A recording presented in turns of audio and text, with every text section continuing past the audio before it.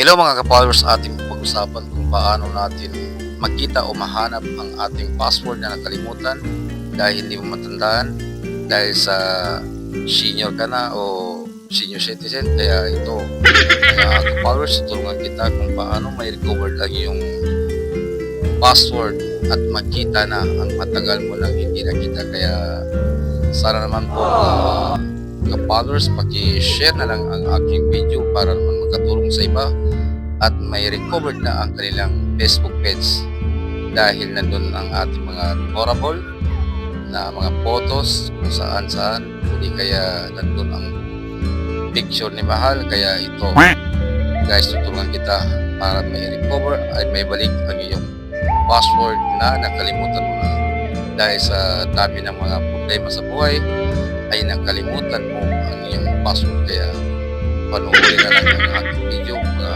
followers at pag-isira na. Salamat.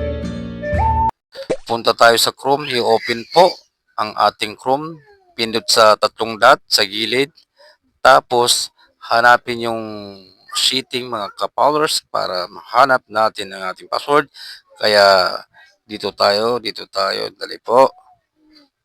Dito tayo sa Google Password Manager, i-click po yan. Yan po. Tapos, hanapin ang facebook.com, click, and then, hanapin.